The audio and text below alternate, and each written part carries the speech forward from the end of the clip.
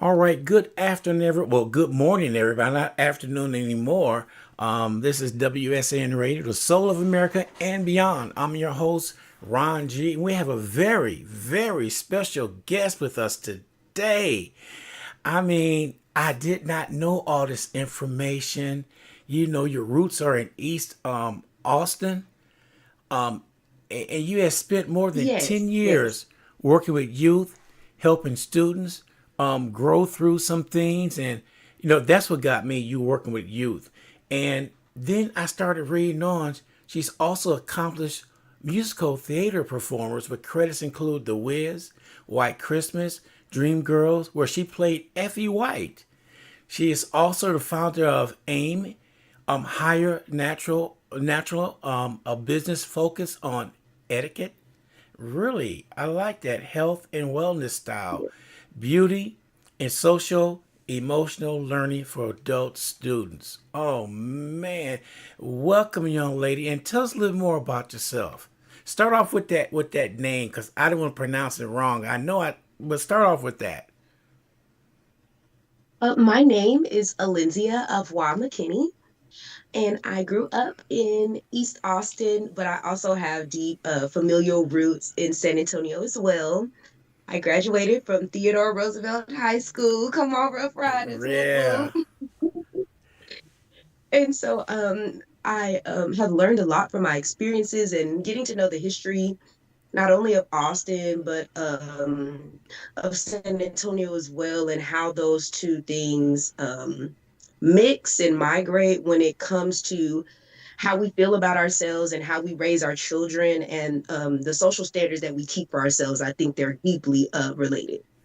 Okay, well, it's a pleasure to meet you, Alicia. It is a Sharon Bell spoke so highly of you, and said, "Ron, you got to get her on the show." But we played phone tag for about a week though, but we finally hooked up. Yes. Yes. So, for our listeners who may be hearing your name for the first time, tell us a little bit who Alencia is and what drives your passion for the art and helping young people. I recently heard a quote by the incomparable Davis, and she said that your purpose is not what you do, it's what happens to people when you do what you do. And so I understand that my calling as the healer has a lot of different facets of how that's expressed. And in knowing that I'm a healer, I heal people with my voice, I heal people with my presence, I heal people with my willingness to be myself unapologetically in a world that wants us to shrink for its own benefit. And so when it comes to who I would say I'm the auntie next door that you can go to if you're in trouble and if you need some help. I like to think of myself as the advocate for not only children, but for men specifically. And a lot of my journey is in men's mental health and creating awareness around that. And I just believe that the biggest pillar of who I am is the protector. And I advocate for our youth. I advocate for our young ladies and our young men because they are in danger, in my humble belief. And so I believe that that is the fundamentals of my life's purpose, my life's work, and essentially who I am. Okay, so you have a background in theater, music, and education, and all those areas seems to come together in a powerful way in your life. Talk about how those different parts of your journey have shaped you, the woman who you are today. I think I'll start with the arts. And as a young child, my mother is educated, my grandmother is educated. My father actually worked in Parks and Recreation at the Carver in San Antonio and retired from the city.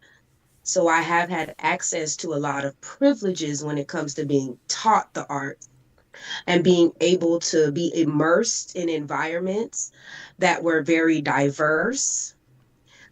And I appreciated those experiences. I have so many advocates of all different type of backgrounds that come together to help not only me but my community.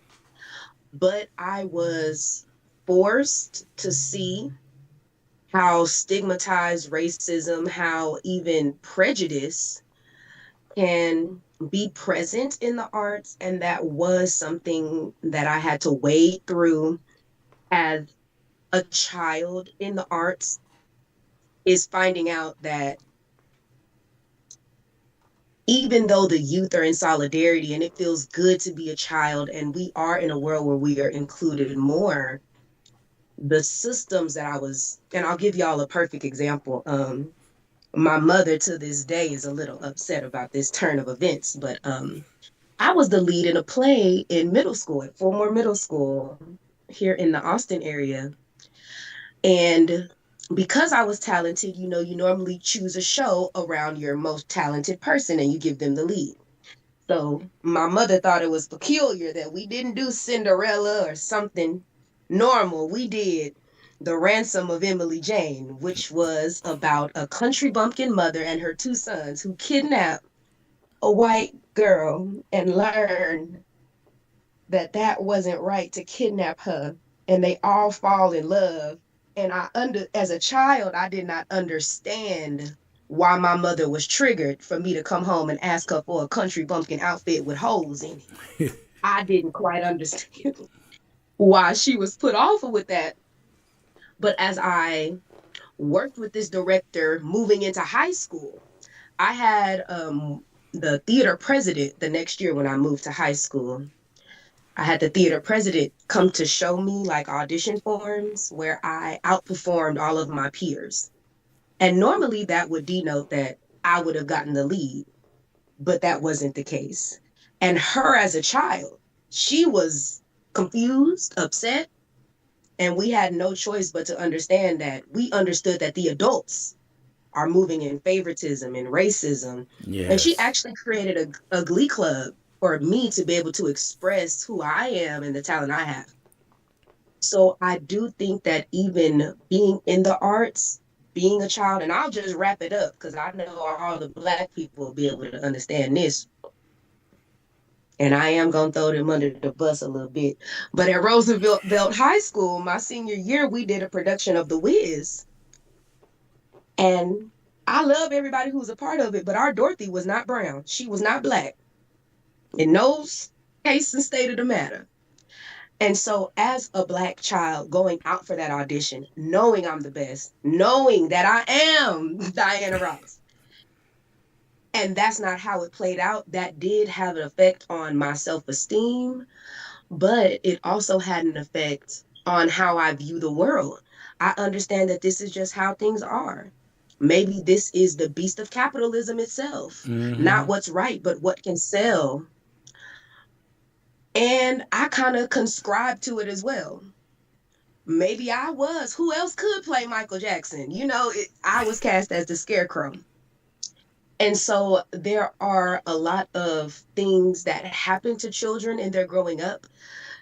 And I want the adults to know that you're not shielding them from anything because they see Mm-hmm. firsthand also how the adults allow these things to go on and may not have the power or the ability to create change.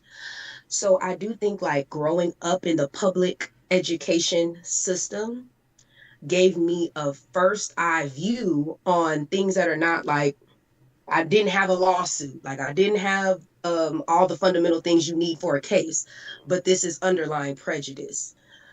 When I moved into being an educator myself, I began to understand the exact structure of the beast. And so Mm-hmm. what I was up against in the arts is that the PTA and the parents who live in the area control what the theater is going to show. Would Now I'm a be frank. If Go ahead. we're downtown. We are on the same road as the Capitol building in Austin, Texas. Is it going to be profitable to have a thick Black girl up there singing down Cinderella? Are their parents going to really want to pay money and believe in that narrative? So is it really that the theater director is doing anything wrong, or is he just following the script to make his money? And I think that you have to follow the money to understand the structure of what's going on, rather it is straight up racism or rather it is underlying prejudice. Being able to also see as an educator that even the place that I was in was only because my mother was educated and was able to understand and put me in the magnet program to even be stigmatized against in those environments. A lot of brown kids didn't even get the opportunities to be in those rooms because their parents didn't know about the deadline. They didn't know about the paperwork. They didn't even know a magnet program existed to get their Mm-hmm. kids away from the hood environment. Yep. And I know that it is stigmatized. I don't know about San Antonio, but in Austin, my mother was born in 1956. So I have a unique experience to be able to see the impacts of legislation on the community pre-integration. And I know that it is very triggering when I bring these things up, but I think that in this political climate where we're going through redistricting, we're going through rezoning, we're going through all of these things in our legislation with all the seats and everything, I think we have to go back to the basics. And so I was able to do a little research about the 1920 plan that was implemented in Austin and in a lot of different cities across Texas. And I find that there were correlations between the legislation and what's going on in the school today. I had an opportunity to work in SBS, which is where you work with social behavior skills. Mm-hmm. We work with students who may have an emotional disturbance label. They may exhibit behaviors that would denote that they were not in control of themselves. And I want to tell everybody today that the baddest kid that you see has the worst circumstances. And there are some children that the Lord has allowed me to be in their lives. I don't know if I could be this shining example if I had had those outcomes. Mm-hmm. If I had been, and I want everybody to ask themselves, like, if you had been abandoned as a baby in a trap house, would you be the successful person that you are now?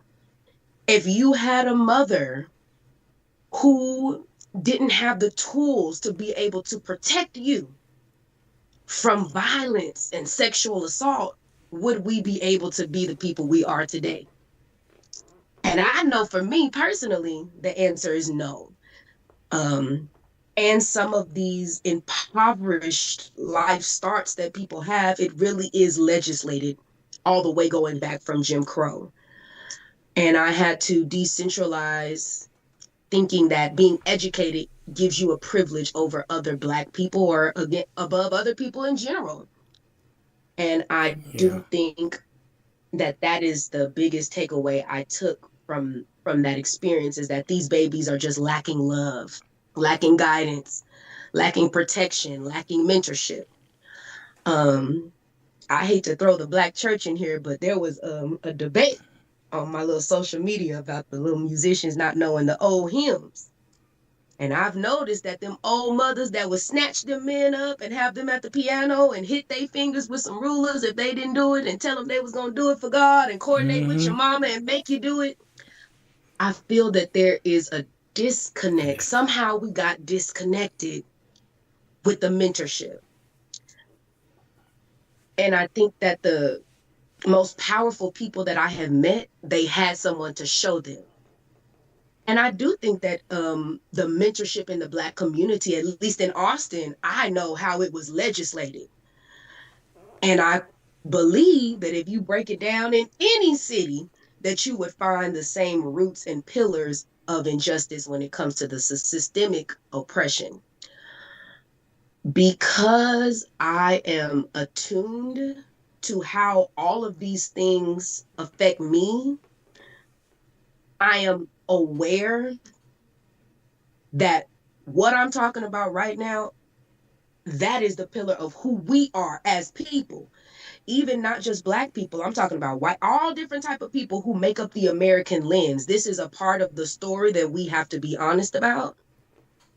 We have to integrate it into our everyday lives and identity to be willing to combat this. This is why I do everything I do. With the arts, I believe that I can inject people with the power to believe that they can change. When I work with kids, I believe that I can inject them with the power to believe that they can make it. And I am calling everybody to challenge themselves that everything that you put your energy into should move us all to the same aim and goal. And that's another reason I support theater so much. I support radio so much. I support the arts. I support libraries and reading because I know that those are all pillars of freedom and justice. And so I am just so happy to be able to share with you today. Yes. You know, I'm before we go to the next question, because you touched a lot of subjects in that, and one of them you touched is the way I'm looking at it. People got to realize your community come first. Forget what's going on in the White House. You got to take care of home first. And one thing you touch base on is we are not at the table. In order for us to be at the table, we have to go out and vote and put us at the table. As soon as we get a seat at the table, we could see all the things underhanded that they've been doing to suppress us. Everything's right there. They're scared for us to be on that table because they know our mindset is different from theirs. We're thinkers, we're doers. We don't sit there and write laws to put down a race. We're there to make sure everybody have equal opportunity. And somebody told me something one day that sticks with me right now. I said the problem is they are scared we're going to do to them what they did to us. So they already admitted what they're doing is wrong, but they won't change it. So voting is so important. You brought that point up, and I'm looking at that right now because if your vote does count, it does. There's been many elections been won by 5 or 6 votes. So don't say your vote don't count. In order for us to get to the table to find out what's going on with our educators, with our city, with all that going on, you sure hit a nerve right there, young lady. You are absolutely right on what we need to do. It's just unfortunate that you at a young age had experienced that, and it's just sad that you were put in another role when you knew you was made for this role right here. To me, my personal opinion, theater have no color. To me, it's the best person gets the job, regardless. You don't have to rewrite anything because a black person get it. Have it written the same way you had it written for anybody else. Don't change it. But so many times when a black person gets the lead, they want to change and throw in black subject matters like the ghetto and thugs. They want to do all that because that's how they see us. And we're like anybody else. All we want to do is be treated equally. Is that so hard to do? Yes. And I think that we all will have to broaden our minds because even looking back on my directors, these are human beings. And I can see that even from that time, they have had circumstances that has allowed them to grow and to change. And a lot of times prejudice is not intentional. And I preach this so much because we cannot afford to be divided. We cannot afford to leave out one, but I think it is that's why it's so important to have the discussion, right? Yep. Because, and I even just thought about this, my theater did a show and we were thinking about doing it, but when we were thinking about the show, we were like, this is a story. It was a story about a woman who was from Venezuela and she was fighting for freedom for her people and all this. And so as me, I'm not going to go audition for the lead of that show because I am not a physical representation of the struggle, right? That they are trying to portray. So even for me as an African American, there would be certain opportunities that even I would need to pass on. Now, this is funny. I love Mulan. I would love the opportunity to play Mulan. That's my favorite Disney movie. But is that appropriate for me to tell that story? Probably not. And so I think that we have to separate a lot of the people we meet face to face from the political agenda that sometimes can infiltrate the Hollywood